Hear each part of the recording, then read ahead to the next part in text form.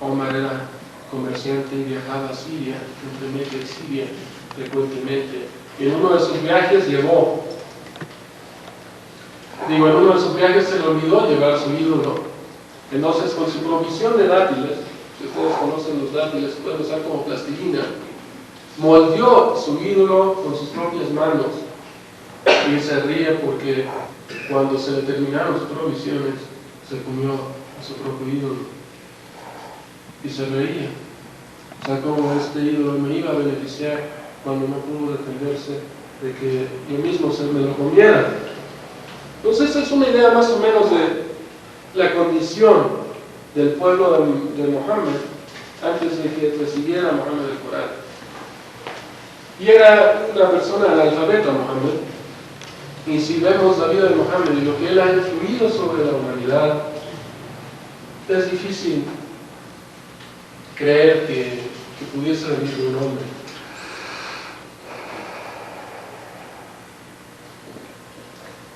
Otra de nuestras creencias fundamentales es creer en los libros. Es fundamental creer en los libros. Porque si no seríamos como Nietzsche, que dice que sí, que Dios existe, pero nos ha abandonado.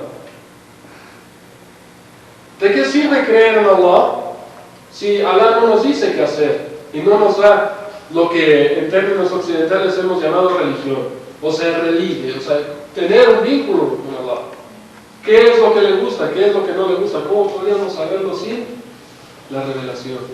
Y es por eso que para nosotros una creencia fundamental es creer en los libros.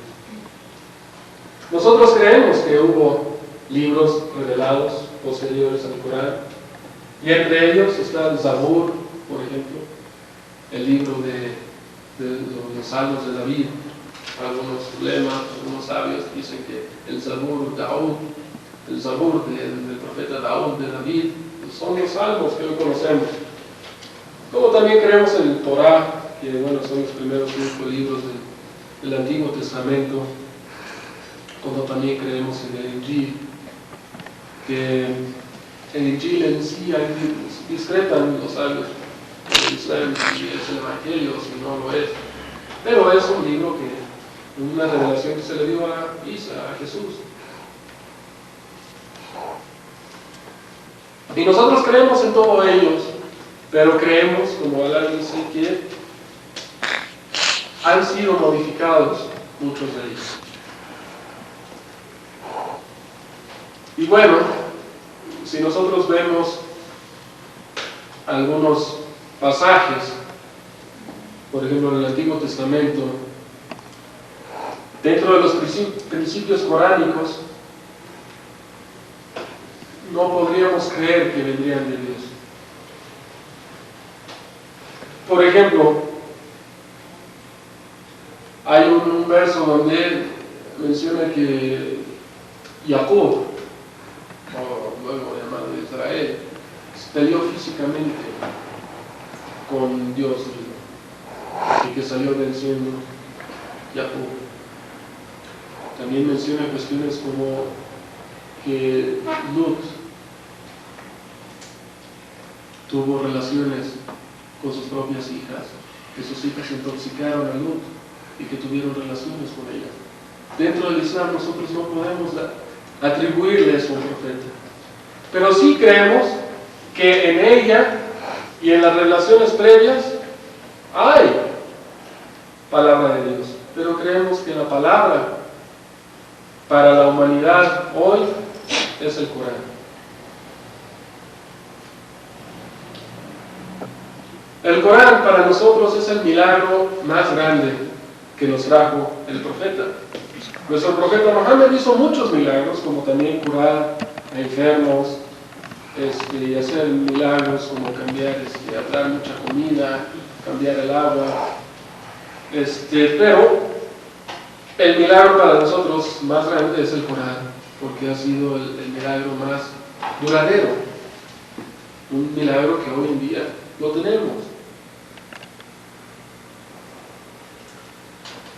Lo que vino a impactar mucho al pueblo de Mohammed cuando él empezó a recitar los versos del Corán fue la elocuencia con cual recitaba una analfabeta. El Corán tiene una elocuencia única. Y los poetas, porque en el pueblo de Muhammad había muchos poetas, era conocido ir con el poeta para que te recitara un verso. ¿No? Los líderes de los clanes iban con un poeta y le daban dinero para que le recitara un verso o una poesía sobre él mismo o sobre su pueblo. Y había poetas muy destacados. Y los mismos poetas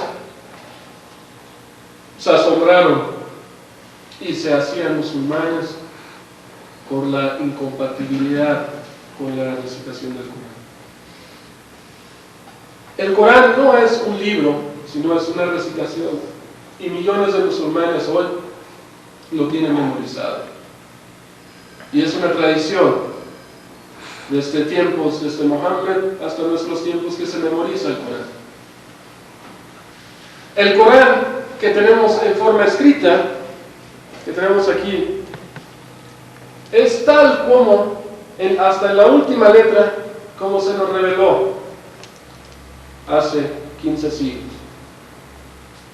Tenemos en el Museo de Londres y en el Museo de Estambul Coranes que datan de los tiempos de Mohammed.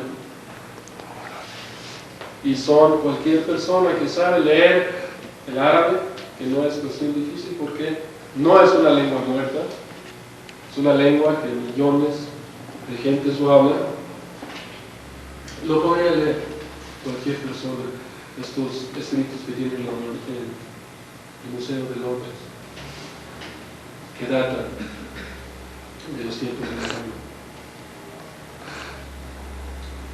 El Corán no es un libro científico, pero algo sorprendente que hemos encontrado en el Corán es que no contradice la ciencia.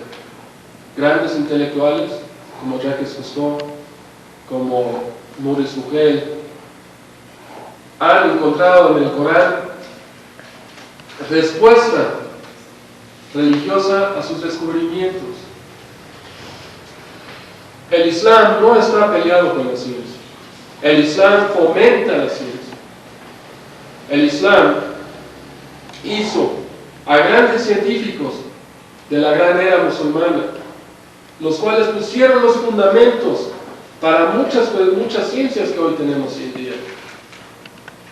El Corán invita al hombre a buscar en la creación de Dios sus signos. Y esto era lo que hacía gente como Ibn Rushd, Ibn Sina, Al-Farabi, gente que trajo grandes cuestiones al mundo de la ciencia, las cuales hoy se han desarrollado más y más.